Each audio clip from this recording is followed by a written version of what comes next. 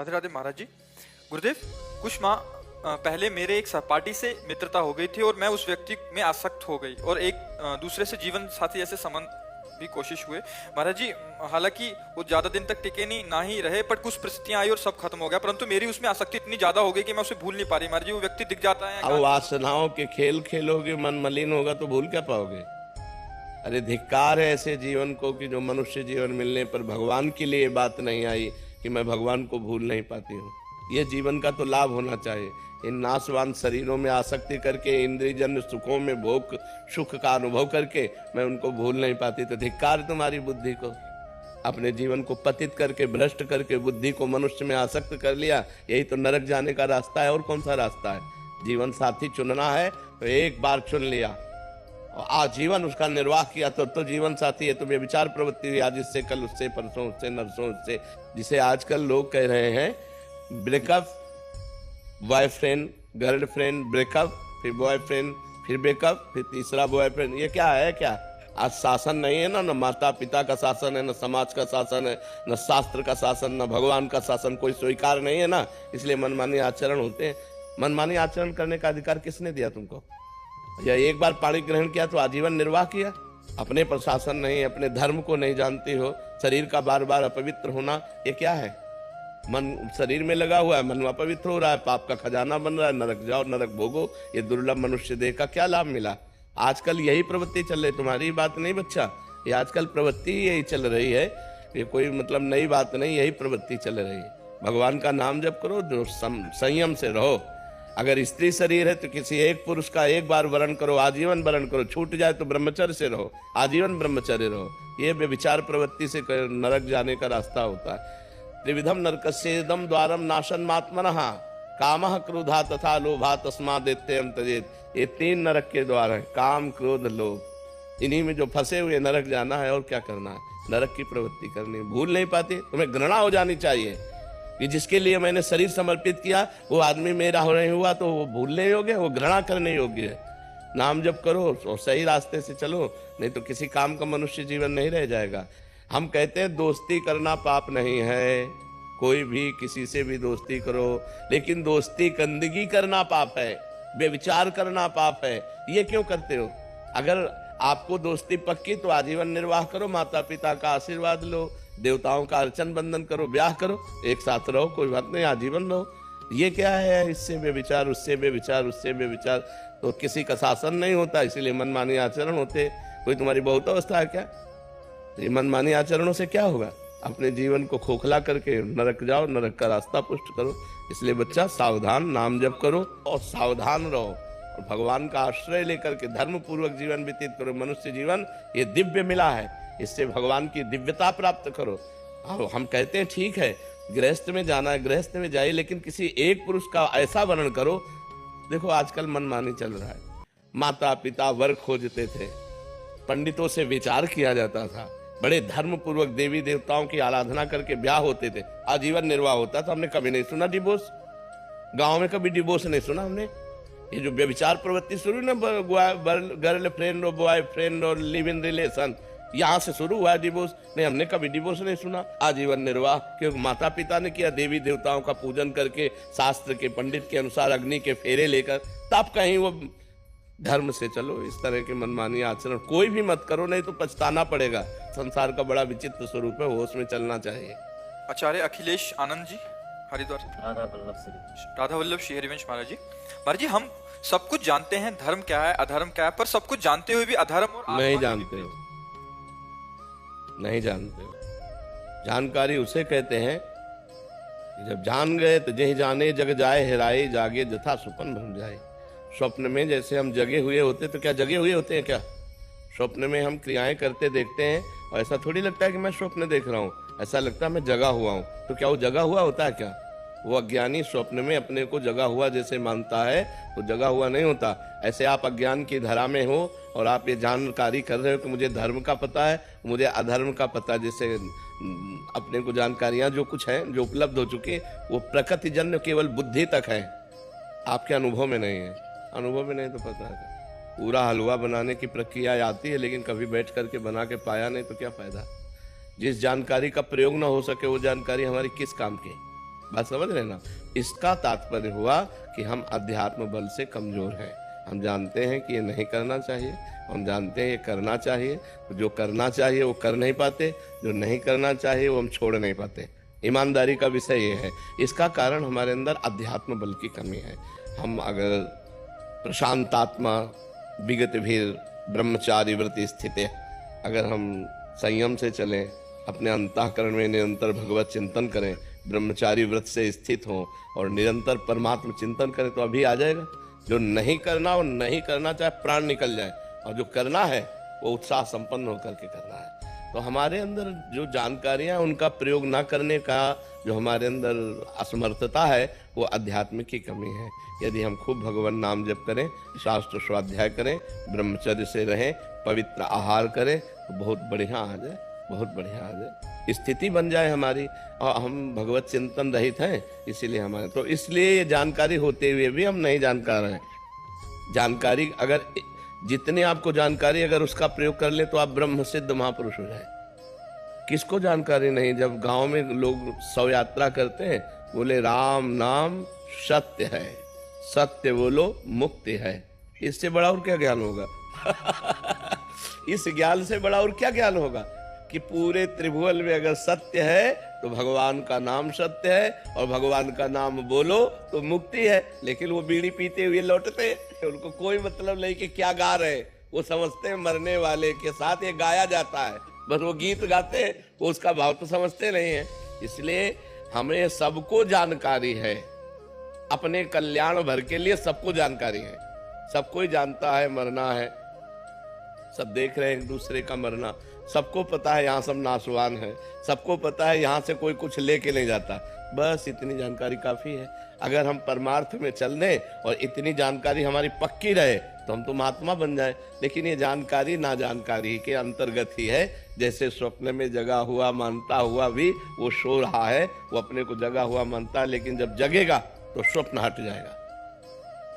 जगने की पहचान है, स्वप्न हट जाएगा। तो सच्ची जानकारी का मतलब है, धर्म की जानकारी का मतलब है, जेहि जाने जग जाए हेराई, जागे जथा स्वपन भ्रम जाई। जो जान गया तो उसके सामने से संसार ऐसे गायब हो जाता है जैसे स्वप्न का पूरा दृश्य जागने पर गायब हो जाता है। फिर दिखाई क्या देता है? सिय राम मैं सब जग जानी, करूं प्रणाम जोरी जुग पानी। तो हम अपनी जानकारी को सत्य बनाएं, हम अपनी जानकारी का प्रयोग कर सके, इसलिए खूब नाम जप करो और ब्रह्मचर्य का जरूर ध्यान दो। आज व्यभिचार परायण हमारी जनता हो रही है, जिधर देखो व्यभिचार का बोलबाला है। वो सब अपवित्र बुद्धि। अध्यात्म को धारण करने के लिए गृहस्थ में है तो उचित ब्रह्मचर्य, और विरक्त में है तो पूर्ण ब्रह्मचर्य। ब्रह्मचर्य के बिना, ब्रह्मचर्य जीवन की नींव है। ये आजकल नए नए सब जितने बच्चे हैं ना, गर्लफ्रेंड बॉयफ्रेंड हस्तमैथुन ये वो सब नष्ट किए दे रहे हैं अपने आप को।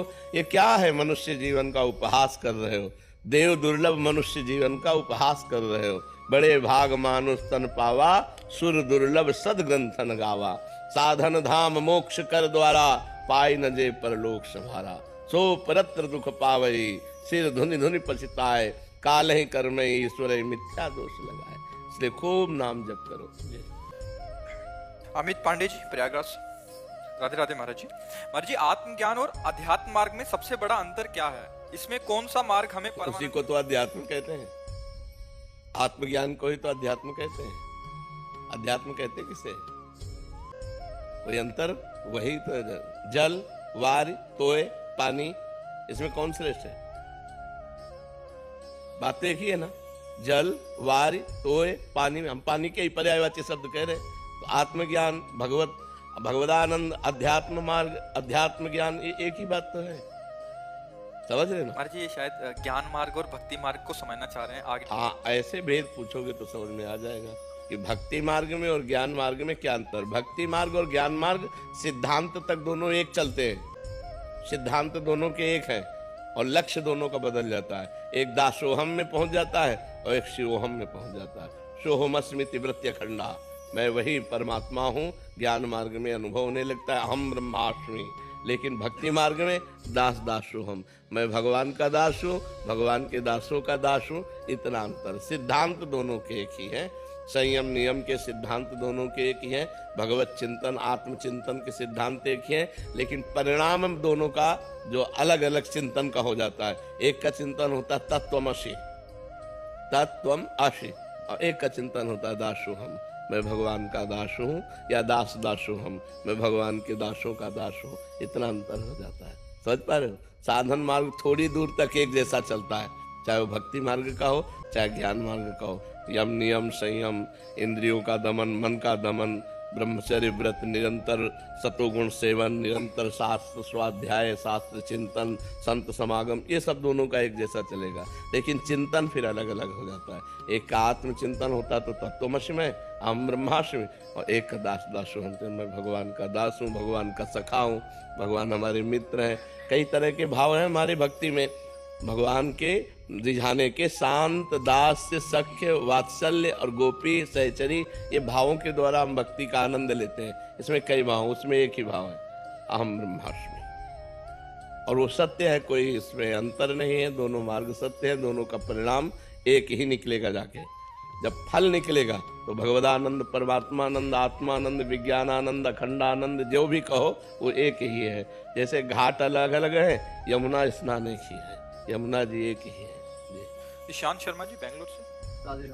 राधे राधे महाराज जी। महाराज जी, किसी संत या गुरु के समीप अगर हृदय में डर का आभास हो तो इसका क्या अर्थ? बहुत अच्छा है, बहुत अच्छा है। जो गुरु और संत से डरते हैं वो अभय हो जाते हैं, वो माया से फिर नहीं डरते। जो संत और गुरु से नहीं डरते उनसे अपराध बनता है, फिर वो माया से भयभीत हो जाते हैं। अभय होए जो तुम्हें डराई, यही डर ही डर पे हरिवंश हित, जिनो भ्रमय गुण सलिल पर, जी नामन मंगल लोक तीर सुहरिपद भजन में। अपने साहब से डरना चाहिए, अपने गुरुदेव से डर लगे, कहीं हमसे कोई ऐसा अपराध न बन जाए कि हम गुरुदेव के सामने जाने लायक न रहे, कहीं हमसे कोई गलती न बन जाए, तो डर होना चाहिए, गुरुदेव का डर होना चाहिए। हम संसार में कभी कहीं भयभीत नहीं हुए, लेकिन अपने गुरुदेव से डरते हैं। गुरुदेव के समीप जाते ही पूरा हृदय कांप उठता है, कोई गलती न हो जाए, कोई त्रुटि न हो जाए, तो हम गुरुदेव से कभी विमुख न हो जाए, इसलिए एकांत में भी डर लगता है। हमारे गुरुदेव सब जानते हैं, अगर हमसे कोई गलती हुई तो गुरुदेव जान जाएंगे, और गुरुदेव जान जाएंगे तो हमारा त्याग कर देंगे, फिर हमारा होगा क्या? गुरुदेव के बिना हमारा कोई अस्तित्व ही नहीं। इसलिए संत और गुरुदेव से डरना है, बहुत अच्छी बात है, पर इतना न डरे कि उनसे विमुख हो जाए, इतना न डरे। एक मर्यादा का डर, एक मर्यादा का डर होता है, और कोई भयभीत थोड़ी करते गुरुदेव। गुरुदेव कोई ऐसे थोड़ी कि भयावने हो, लेकिन एक मर्यादा होती है, गुरु शिष्य के बीच में उस मर्यादा का भय होता है। रवि प्रकाश विजय जी राजस्थान से। महाराज जी, भगवत प्राप्ति के लिए मन की स्थिरता आवश्यक है, लेकिन मन के विचलित रहने पर मन की स्थिरता या दृढ़ता के उपाय क्या हो सकते हैं? बार बार जहाँ मन जाए, वस्तु, व्यक्ति, स्थान, घटना, परिस्थिति में, वहाँ से हटा करके अपने लक्ष्य में लगाना, भगवान के नाम में लगाना, रूप में लगाना, भगवान की लीलाओं के चिंतन में लगाना, या दूसरा जहाँ जहाँ मन जाए, हर वस्तु, व्यक्ति, स्थान, घटना में भगवान को देखना कि ये वस्तु में भगवान है।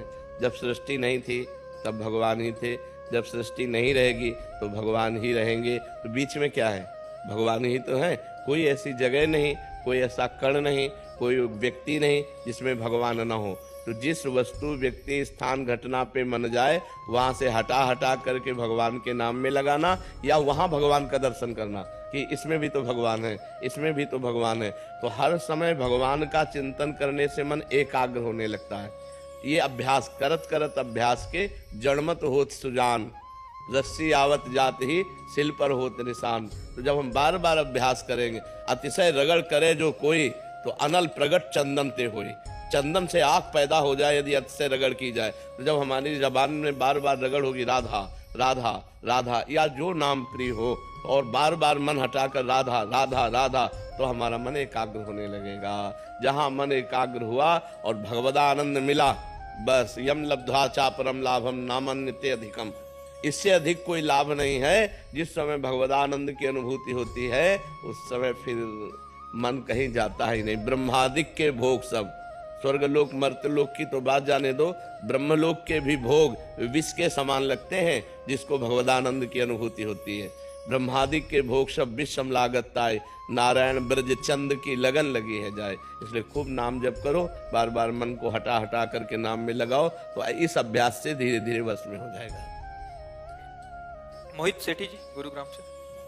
राधे राधे महाराज जी। श्री हरिवंश महाराज जी, पहले 25 वर्षों तक आर्थिक कठिनाइयों के कारण मैंने पढ़ाई और अब ऑफिस के काम को ही श्रेष्ठ कर्म मानकर अब तक जीवन बीता, बस इस आशा में कि परिवार को संभालूं। लेकिन जब से आपको गुरु स्वीकार किया तब से समझ आया कि जीवन का एकमात्र लक्ष्य भगवान को पूर्ण रूप से समर्पित होना है। महाराज जी, अब इस ओहदे पर पहुंच चुका हूं कि जहां रोज 13-14 घंटे काम करना पड़ता है और साथ में नाम जप में महाराज जी बहुत कठिनता आ रही है। केवल 1 ही घंटा दिन में दे सकता हूँ नाम को। महाराज जी, अभी मन में पीड़ा होती है, चिंता होती है, डर भी होता है। लेकिन 14 घंटा हर समय आप बोलते तो नहीं रहते ना, क्रियाएं भले कर सकते हैं, कोई भी क्रिया, और उसमें भी हमें मिनट सेकंड का तो समय मिलता है ना, उस मिनट सेकंड को राधा राधा राधा और पूरे के पूरे 14 घंटे भगवान को समर्पित कर देना। ये कर्म समर्पण हो जाएगा और भगवान हृदय से भगवान के आश्रित हो। जो शेष समय मिले आपके 14 घंटे में, उसमें राधा राधा राधा राधा राधा राधा उसमें नाम जप करो। और जो 14 घंटा के बाद 6 घंटा सोने में समझ लो, तो 14 6 कितने हुए? 20 हुए, तो 4 घंटे तो अभी बचे। वो 4 घंटे कहाँ दोगे? महाराज जी, क्या होता है कि जैसे 13-14 घंटे काम करने रहते हैं, उसके बाद भी क्योंकि आदत ऐसी पड़ी हुई है कि उसी के बारे में सोचते रहते हैं कि उसको नहीं, गलत बात, इसी को सुधारो। वो स्थायी चीज नहीं है। मरोगे तो ना ऑफिस जाएगी और ना ये सब कार्य जाएंगे तुम्हारे। एक कर्तव्य पूजा है, हम 14 घंटे समय उसको दें। हम नहीं कहते कि आप 14 घंटे समय मत दो, 14 घंटा समय दिया, इसके बाद कार्य प्रणाली की स्टाफ। अब हम दूसरा अपने जीवन को पारलौकिक उन्नति के लिए अब हम थोड़ा सत्संग सुनते हैं, थोड़ा शास्त्र स्वाध्याय करते हैं। 1 घंटा ले लो उसका मार्जन करने का, हमारे द्वारा उसमें से क्या गलती हुई, क्या उन्नति के लिए हमें करना चाहिए, उस पर विचार कर लो। तो 3 घंटे फिर भी बचते हैं, तो 3 घंटे भजन करो, शास्त्र स्वाध्याय, ठाकुर सेवा, नाम जप, 3 घंटे भागवतिक करो, 14 घंटे संसारिक करो, 1 घंटे दोनों कार्यों के चिंतन का करो, 6 घंटे सो जाओ, पूरा विभाग हो गया 24 घंटे का। ईमानदारी से यदि करो तो भजन के लिए सबको टाइम है, और बेईमानी करो तो किसी को टाइम नहीं है। बोले हम तो गृहस्थ हैं, बस एक शब्द में मारा कि पूरा का पूरा जीवन बर्बाद कर दिया। अरे गृहस्थ हो तो क्या हर समय तुम काम में लगे रहते हो? 12 घंटे 14 घंटे काम करने के बाद 6 घंटे सोने के बाद 4 घंटे बचे, हम 2 घंटे छोड़ देते हैं। 1 घंटा भोजन, 1 घंटा मनोरंजन, तो 2 घंटे भजन करो। 120 मिनट अगर भजन करोगे तो तुम्हें आनंद की प्राप्ति होने लगेगी। ये बेईमानी ना की जाए। मनोरंजन में, संसार के इस कार्यों में ही केवल जीवन नष्ट कर देने से जीवन का लाभ नहीं। जीवन का लाभ उस दिन की याद करो जिस दिन तुम मरोगे।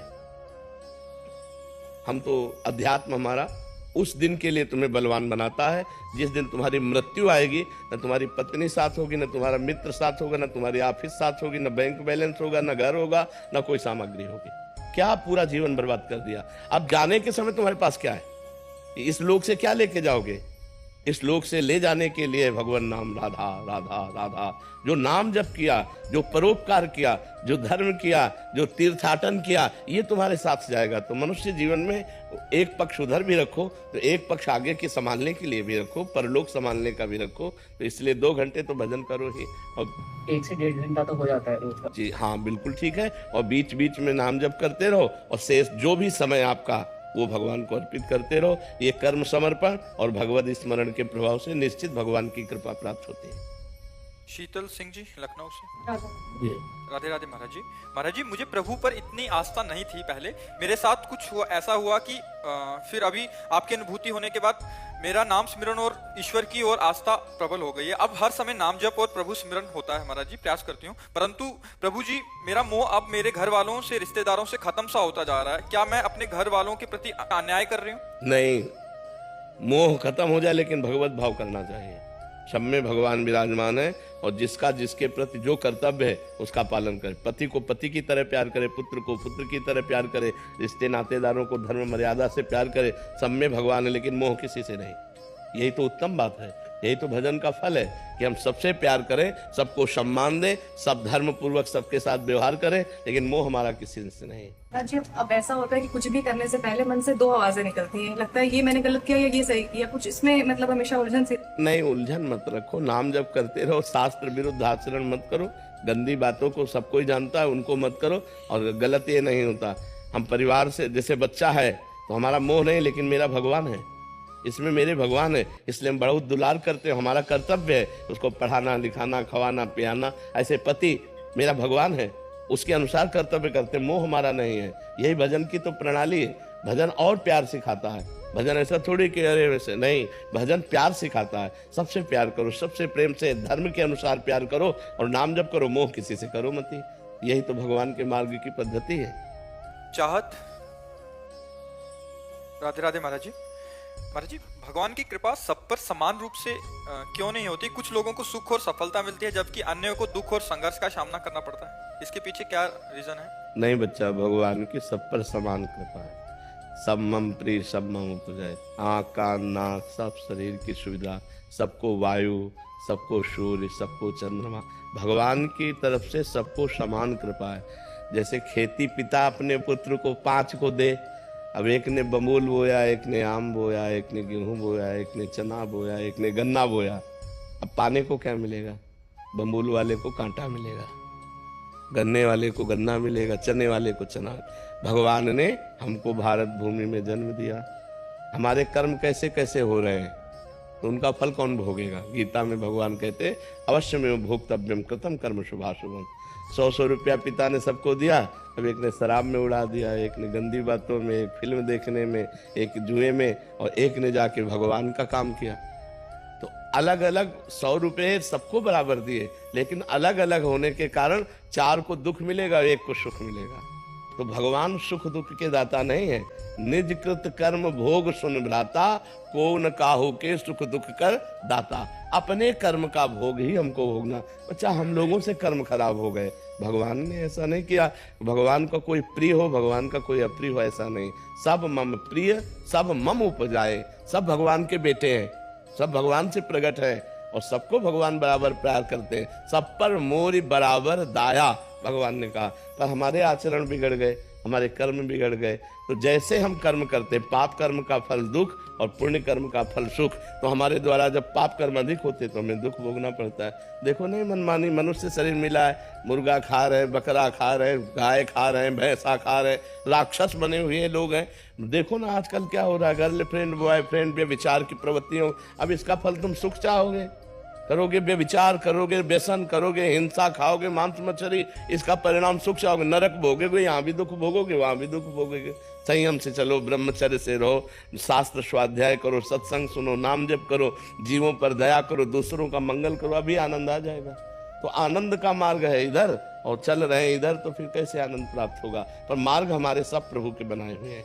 हमारे प्रभु ने सब मार्ग बनाया। नरक का मार्ग भी भगवान ने बनाया, वैकुंठ का मार्ग भी भगवान ने बनाया, स्वर्ग का मार्ग भी भगवान ने बनाया, आपको भी भगवान ने बनाया। अब आप चलना किस मार्ग में चाहते हो? सब मार्ग आपके सामने। आप भूत बन सकते हो, आप देवता बन सकते हो, आप महान बन सकते हो, आप नीच बन सकते हो। जैसे आचरण करोगे वैसे बन जाओगे, इसमें भगवान की बात नहीं। समझ पा रहे आप?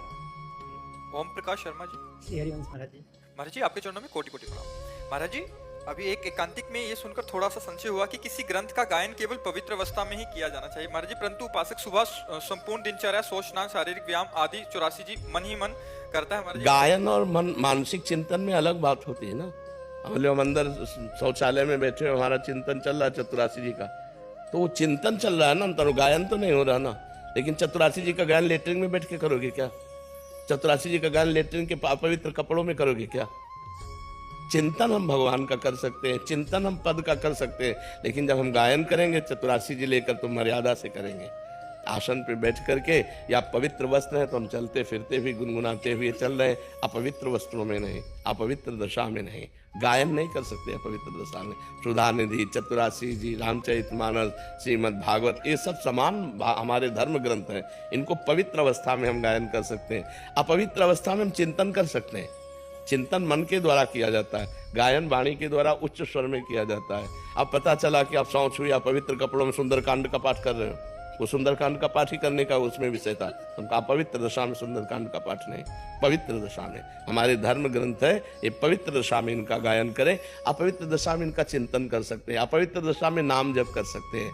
लेकिन धर्म ग्रंथों का गायन नहीं। जी, हमने तो पादुका हाँ हम सेवा करते हैं ना, पादुका पैर के हमने तो वाणी जी को लेके हमने पद याद किए थे उस टाइम, या फिर हमको इस वो करते हैं तो पादुका पहन के हम तो उनको याद। नहीं, बाथरूम की पादुका अलग होती है। सेवा स्थान है जहाँ पे विद्यालय में हम बच्चों को पढ़ाते हैं, वहाँ पे हमने पद याद किए थे, तब हम पादुका पहन के सारी वो पादुका बाथरूम में गई? नहीं पादुका नहीं। बस शौच और बाथरूम की अलग पादुका होती है, और ऐसे पादुका का अलग अलग समय में सत्संग में उसका विवरण किया गया है कि जैसे हम यात्रा कर रहे हैं, हमने शौचालय में जो बाथरूम वो पादुका नहीं है, तो मंत्र भी जप सकते हैं उसमें पाठ भी कर सकते हैं। अपवित्र दशा में हम धर्म ग्रंथों का पाठ नहीं कर सकते। महाराज जी एक संशय निवृत्ति और कर दीजिए। महाराज जी जैसे बहुत सारे शरणागत परिकर हैं, वो ऑफिस आदि जाते हैं या किसी रास्ते में वाहन आदि ट्रेन में जा रहे हैं, तो महाराज जी क्या आप बहुत सारे ऐसे पूछते थे कि जैसे आजकल मोबाइल आदि ऐप में 84 जी है, तो अंदर ही अंदर जैसे उसका पाठ कर रहे हैं तो ये कर सकते हैं? हाँ ऐसी हाँ आज्ञा करते हैं? हाँ महाराज जी, हाँ उससे क्या ऐसे कर संशय सकते हैं कि जैसे मोबाइल से देखा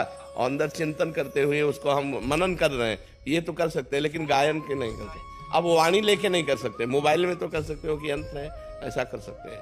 क्योंकि अब जैसे ट्रेन में कई यात्रा है या 1.5 घंटे के अंतर्गत में ये सारा पाठ हो रहा है, सारा अंदर ही अंदर इसको कर लेते थे महाराज जी। ऑफिस की चेयर पे बैठे हैं या किसी बस में जा रहे हैं, तो उससे क्या होता है महाराज जी, वो पूरा हाँ बिल्कुल ऐसे कर सकते हैं। महाराज जी एक आपने पद्मासन सिद्धासन के लिए परसों सत्संग में बोला था कि यदि आपने किया तो कोई बीमारी भी हो सकती है। महाराज जी अभ्यास करने की कोशिश करें आपकी कृपा से। इसमें क्या है कि जैसे आप पद्मासन और सिद्धासन में बैठने की कोशिश कर रहे हो और ब्रह्मचर्यहीन हो, बार बार ब्रह्मचर्य नष्ट करते हो, तो एक तो बैठे नहीं पाओगे ज्यादा देर, और दूसरा शरीर में परेशानियां आ जाएंगी। ब्रह्मचर्य को रखना जरूरी है। गृहस्थ है तो संतानोत्पत्ति के लिए ब्रह्मचर्य का खंडन करे, व्यभिचार की कहीं आज्ञा नहीं शास्त्रों में। संतानोत्पत्ति के लिए नहीं तो ब्रह्मचर्य से। ये जीवन मोक्ष के लिए मिला है, ये जीवन कल्याण के लिए मिला है, पतित करने के लिए नहीं मिला। सौरभ जी फरीदाबाद से। राधे राधे। राधे राधे महाराज जी। महाराज जी कोई भी आध्यात्मिक कार्य के समय, जैसे नाम जप श्री 84 जी का पाठ के समय मन बहुत ज्यादा संसारिक विषयों में भागता है महाराज जी, इतना तो वो दैनिक कार्यों के समय भी हाँ नहीं भागता ऐसा ही अनुभव होता है। किसका है प्रश्न? हाँ वो भागता नहीं है, डिलीट होता है उसमें जो भरा हुआ। जैसे मोबाइल में कोई मैसेज डिलीट होना तो पहले सामने आता है ना, तो ऐसे जब वो संसारिक कार्य करता है तब वो कवर करता है, अंदर अपने लेता है। और जब हम नाम जप करते हैं, ध्यान में बैठते हैं, भगवत चिंतन करते हैं या भगवत पाठ करते हैं, तो उस जैसे चिप है ना, ऐसे एक मन है भागवतिक चिप, अनंत जन्मों में जो जो हुआ है वो सब भरा, पूरा का पूरा डिलीट करना है। तो जितना हम नाम जप करते हैं उतनी गंदी गंदी बातें जो हम सोचना भी नहीं चाहते, देखना भी नहीं चाहते, करना भी नहीं चाहते, वो भी सब बातें उससे निकलती। कभी ऊट पटांग की बातें निकलती, कभी भूत की, कभी भविष्य की चिंता की। तो हमको उसको शांत भाव से रहना, निरपेक्ष दृष्टा भाव। हमको ना तो परेशान होना है और ना अच्छा लगना चाहिए। बिल्कुल दृष्टा भाव से अपने कार्य में हम मगन है, नाम जप करने में। वो फेंक रहा है गंदी बातें, वो निर्मल हो रहा है। जितना निर्मल होता जाएगा उतना आनंद आता जाएगा। और जहाँ पूरा निर्मल हुआ तो निर्मल जन मन सो मोहि पावा, मोहि कपट छल छिद्र न भावा। तो हमको ये देखना चाहिए हमारे मन रूपी चिप से ये सब डिलीट हो रहा है, आ नहीं रहा। आता तब है जब हम भगवान से विमुख होकर के क्रियाएं करते हैं, तो सीसी कैमरे की तरह मन सब कवर करता रहता है। और जब हम भगवान का भजन करते हैं तब वो सब डिलीट होती रहती है। तो कवर करना कम करो, हम नाम जब हर समय करते हुए क्रियाएं करें, देखना सुनना सब में भगवान की भावना करें, तो हमारे मन में अच्छी चीजें जा रही हैं। और जो बुरी चीजें भरी है वो डिलीट होती चली जा रही। तभी तो समय लगता है ना, नहीं तो ऐसे तत्क्षण भगवत प्राप्ति हो जाए। एक नाम भगवत प्राप्ति करा दे। एक नाम त्रैलोक ही तारे, जो न ले सो जन्म ही हारे। एक बार जिन नाम ली हित सो होए अति दीन। हित सो मानो प्रेम से, और अति दैन्य होकर। तो प्रभु एक बार में दर्शन दे दे। एक बार जिन नाम ली हित सो होए अति दीन, ताको संग न छाड़हि ध्रुव अपनो कर लीन। तो एक बार डट कर पहले भजन करें, मन डिलीट हो जाए इसकी गंदी बातें, फिर दैन्य और प्रेम से पुकारेंगे तो भगवान एक नाम में आ जाते हैं, एक नाम में दौड़े चले जाते हैं। जी महाराज जी जैसे हम नित्य चिंतन करते हैं वृंदावन का, लेकिन जब हम जैसे अपने निजी पलों में होते हैं, जैसे गृहस्थ हैं हम पत्नी के साथ में, तो तब महाराज जी अचानक से बहुत ज्यादा चिंतन बनता है यहाँ का। हाँ बहुत बढ़िया है, बहुत बढ़िया है महाराज जी। अंदर से मन ऐसे लगता है जैसे आप बताते हैं कि अंदर से नाटक ऐसे करो सबके। हाँ बिल्कुल बिल्कुल। महाराज जी उसमें कमी आती है। हाँ, किसमें? व्यवहार करने में नहीं, कमी नहीं आनी चाहिए। सफलता इस अंदर से मतलब ये चिंतन होता है कि मैं जाऊं वृंदावन। नहीं, ये अच्छी बात है, लेकिन पत्नी के साथ जब व्यवहार कर रहे हैं, जब पुत्र के साथ व्यवहार कर रहे हैं, जब संसार के साथ व्यवहार कर रहे हैं, तो पूरा परफेक्ट नाटक होना चाहिए। नाटक में कमी नहीं। चिंतन बनता है महाराज। चिंतन अंदर से भगवान का होना चाहिए, नाटक संसार का होना चाहिए, तभी तो परफेक्ट आप कलाकार होगे। इस जगन नाटक मंच पर आपको जो रोल दिया गया है उसका परफेक्ट रोल करना चाहिए। अब ये नहीं कि पत्नी से हम उदास हो रहे हैं, अब वो हमारा मन वृंदावन में जा रहा है इसलिए हम तुमसे बात नहीं करेंगे, तुमसे नहीं। ये तो बड़ी कृपा है कि जब हम संसार के राग के बंधन में बंधने की स्थिति में, तो हमारा मन वृंदावन भाग रहता है, हमारा मन प्रभु में, लेकिन कोई जान न पावे कि हमारे मन की दशा क्या है। हाँ, बाहरी व्यवहार हमारा संसारिक हो, लेकिन आंतरिक हमारा चिंतन भागवती को। यही तो गृहस्थ धर्म की भक्ति है, यही गृहस्थ धर्म की भक्ति है। अगस्त जी। महाराज जी राधे राधे। महाराज जी, कोई काम करते वक्त कुछ गलत हो जाए या ध्यान ना लगे, किसी और जगह जाए तो बहुत क्रोध आता है। इस समय मैं नाम जप करता हूँ, नाम जप करने से क्रोध कम होता है, पर नाम जप छोड़ते ही क्रोध और बढ़ जाता है। इस स्थिति में आपका प्रश्न है, बड़े गुरु आदमी हो तुम। इतनी छोटी अवस्था में तो इतनी सूक्ष्म बात पकड़ रहे, बहुत बढ़िया बात है, बहुत अध्यात्म के अच्छे आदमी बनोगे तुम। नाम जप करते हुए जब तुम्हारे अंदर गलत वृत्ति आती है ना, तो अंदर जो मन में गलत वृत्ति होती है वो डिलीट होती है, वो नष्ट होती है। तो ऐसे नाम जप का अभ्यास करो कि खाली समय ही ना रहे। क्रोध तभी, अच्छा क्रोध क्यों आता है? कामना से क्रोध आता है, जैसे हम चाहते हैं ये हो जाए और वो नहीं होता, तभी क्रोध आता है। क्रोध की स्वयं की सत्ता नहीं। कामा संजायते क्रोधा, क्रोधाय स्मृति विभ्रमाय स्मृति भ्रंशात् बुद्धिनाशो बुद्धिनाशात् प्रणश्यति। काम, जब हमारी कामना की पूर्ति में बाधा पड़ती है तो क्रोध आ जाता है। इसलिए हम हर समय नाम जपने का अभ्यास करें। जब क्रोध आ जाए तब दांती पीस ले, ऐसे मुझे बोलना ही नहीं है बस।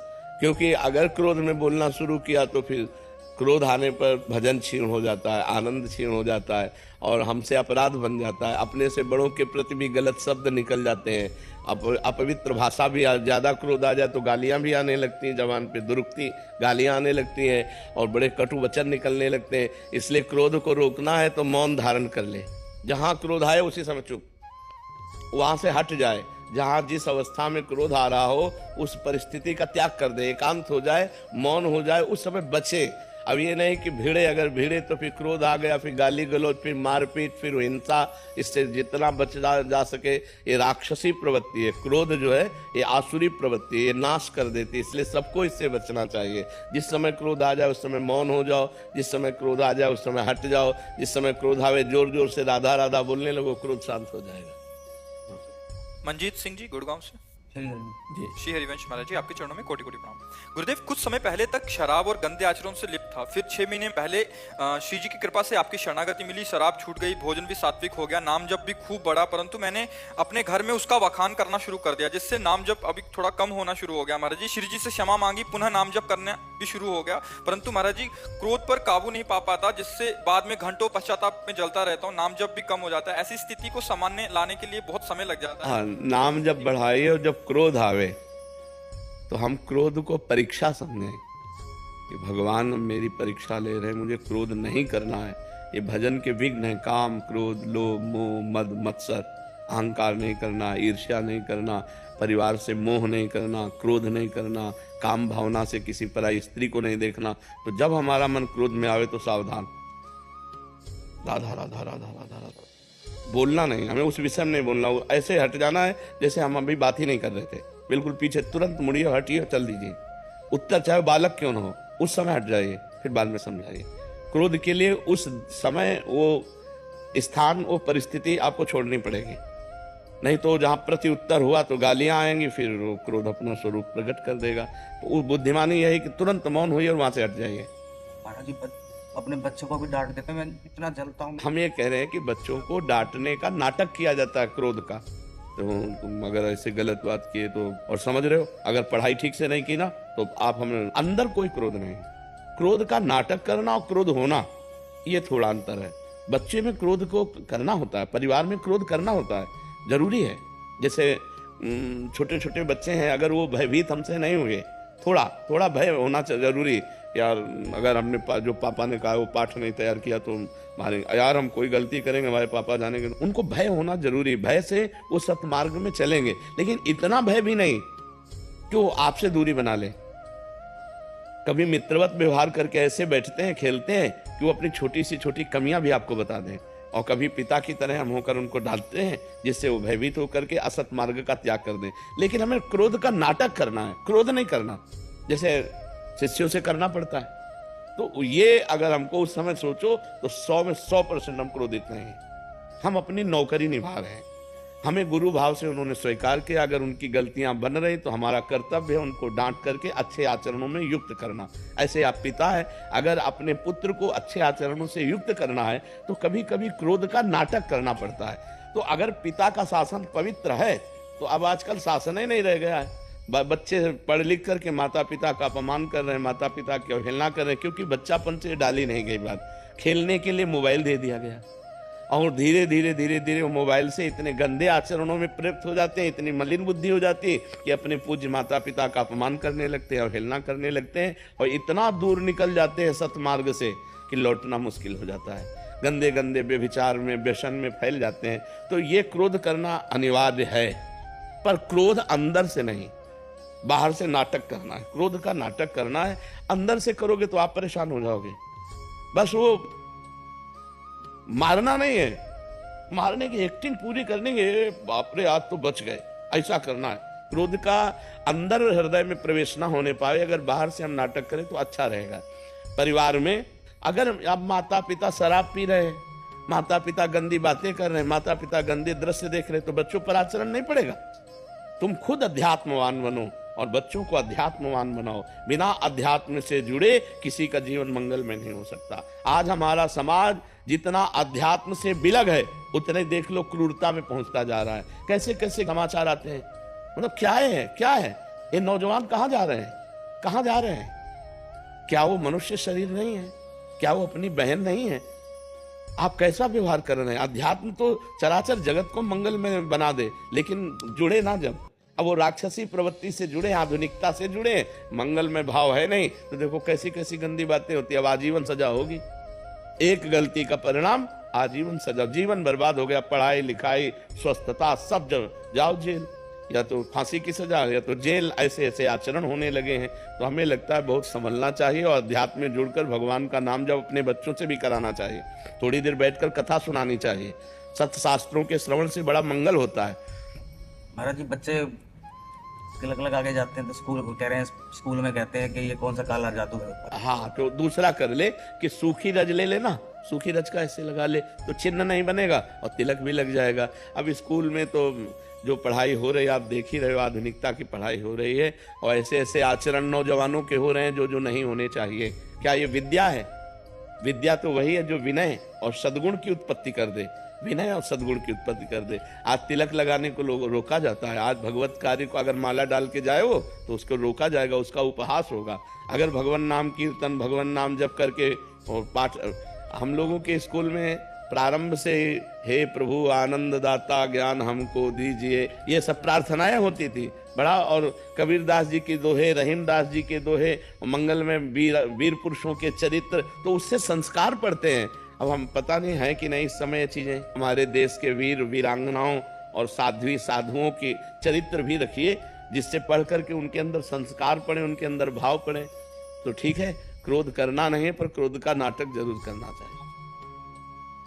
रात में इतने सपने आते हैं जिन सपनों का मेरी जिंदगी से कोई लेना देना नहीं रहता। देखो, जिस समय हम सुषुप्ति में जाना चाहते हैं और हमारा मन सुषुप्ति में नहीं गया, सुषुप्ति कहते गाढ़ निद्रा, उस समय मनोराज्य रचा करता है जो अभी हमसे हो चुका है या जो पूर्व में हमसे वर्तमान के पीछे समय में हुआ या अन्य जन्म में हुआ। वो सब एक चिप है। जैसे छोटी सी चिप में 350 घंटा का प्रवचन भर जाता है, तो इस भगवान ने एक मन ऐसी चिप रखी है, इसमें हजारों जन्मों का बना हुआ है। जब योग के द्वारा हम इसको सिद्ध कर लेते हैं तो कई जन्म की हमें स्मृति हो जाती है। जैसे भीष्म जी सैया पे पड़े और वो कह रहे हैं मुझे 100 जन्म तक याद है प्रभु, मैंने कोई ऐसा पाप नहीं किया कि मुझे ये सैया मिली है। भगवान ने कहा इसके ऊपर और जाओ। तो हमारा मन क्या करता है कि कभी तो बिल्कुल फालतू दिखाता है, कभी वर्तमान में जो घटना घटनी है आगे उसका संकेत देता है, और कभी पूर्व में जो हुआ है उसको दिखाता रहता है। तो कभी कभी वो ऐसी बात बताता है कि जो अब सुबह होने वाला है, 4 बजे है और आप स्वप्न देख रहे हैं और उसमें कोई घटना दिखा रहा है, अब वो संकेत दे रहा है कि ये घटना होने वाली है। तो उसमें सावधानी की जरूरत है। और 4 बजे के पहले जितने स्वप्न हैं वो सब फालतू, उसकी बात समझो। 4 बजे, ठीक 4 बजे ब्रह्म मुहूर्त में यदि वो स्वप्न दे कि हमारे साथ ऐसा घटने वाला है, तो आप सावधान हो जाओ, आपको संकेत दे रहा है वो घटना घटने वाली है, बकाया और कोई उसका महत्व नहीं है। उसमें ज्यादा नहीं पचड़े में फंसना चाहिए। अगर ऐसे फंसोगे तो बिल्कुल फालतू है, कुछ नहीं है उसमें। ये बात आप सही कह रहे हैं कि कुछ घटनाएं जिस सुबह आभास हो गए कि ये घटना। हाँ, 4 बजे प्रातः काल ब्रह्म मुहूर्त में यदि कोई संकेत कर रहा है वो मन, स्वप्न में ऐसा हो, सामने तो ऐसा देखा है कि देखा और सुबह घटना घटी, तो वो पवित्र मन में प्रातः काल ब्रह्म मुहूर्त में जो आ जाए, फिर उसमें थोड़ा चिंतन करने का है कि ये सावधान रहे, कोई घटना न घट जाए। अच्छी या बुरी घटना उस समय वो देता है, बका शेष समय उसकी फालतू बातें रहती है। कभी कभी लगता है कि बहुत शांति चल रही थाना क्षेत्र में जी, और ये एरिया हमारा ऐसा कुछ घटना न घट जाए, पता चला 1-2 दिन बाद हो ही जाता हाँ हाँ हाँ बिल्कुल। वो मन जब पवित्र होता है तो संकेत देने लगता है, मन संकेत देने। नाम जप कीजिएगा, करते हैं नाम जप? नहीं, फिर जीवन का मतलब क्या रहेगा? थोड़ा नाम जप तो कीजिएगा, जो नाम आपको प्रिय। कौन सा नाम आपको प्रिय भगवान का? हनुमान जी प्रिय। हाँ, तो राम राम बोलना पड़ेगा, तभी तो हनुमान जी को अच्छा लगेगा। तो चाहे 10 मिनट से शुरुआत तो कीजिए, 10 मिनट राम राम राम राम राम जप, ठीक है। ईश्वर का सुमिरन नहीं तो जीवन का क्या महत्व है? क्यों? अगर ईश्वर का, परमात्मा का, भगवान का सुमिरन नहीं है तो जीवन का मतलब क्या रह गया? फिर जीवन तो बेकार जीवन है। खाना पीना, सोना जागना, लड़का बच्चा पैदा करना, ये तो पशु पक्षी भी करते हैं। अगर मनुष्य जीवन में परमात्मा का सुमिरन नहीं तो जीवन का महत्व क्या रह गया? तो जरूर करना चाहिए सबको परमात्मा का। हाँ, निरंतर नहीं हो पा रहा तो थोड़ी देर तो कर लो।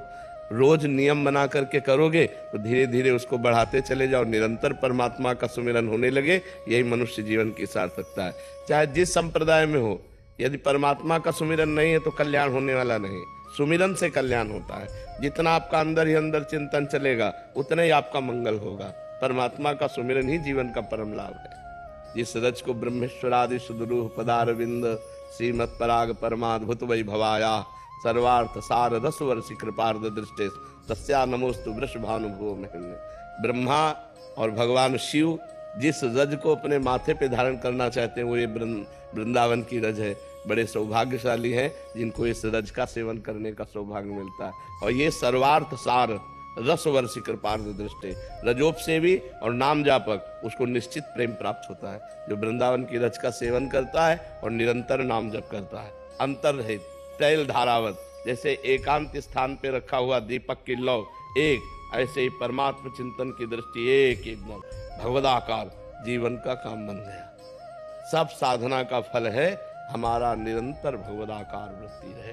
उठते बैठते चलते फिरते केवल परमात्मा चिंतन, हर चिंतन की काट करके जो भूत भविष्य का चिंतन मन करता है ना, इधर उधर गंदी बातें, उसको डिलीट करते हुए साक्षी भाव से निरंतर नाम जप करते हुए एक ऐसी स्थिति बना ली जाए जिससे प्रभु का विस्मरण ही न हो, बस जीवन मुक्त हो गया। भगवान का सतत मधुर मधुर स्मरण चल रहा है, इससे बड़ा कोई योग नहीं। तेसाम सतत युक्तानाम भजताम प्रीति पूर्वकम ददामि बुद्धि योगम तम येन माम पयांति ते। जो सतत प्रेम पूर्वक भगवान का निरंतर स्मरण करता है, भगवान उसको बुद्धि योग प्रदान। बुद्धि परमात्मा, बुद्धि कृष्णाकार, बस हो गई बात। यही बात है। खूब भजन करो, एक क्षण भी भजन से अव्यर्थ कालत्वम, एक भी क्षण व्यर्थ न जाने पावे तब चतुर सुजान साधक है। एक क्षण भी भगवान के सुमिरन से खाली न जाए, चाहे लीला कथा हो, धाम महिमा सुन रहे, नाम महिमा सुन रहे, भगवान के गुण लीला चिंतन में लगे। अन्यथा जो मिनट खाली गया तो कहा हनुमंत विपत्ति प्रभु सोई, जब तो सुमिरन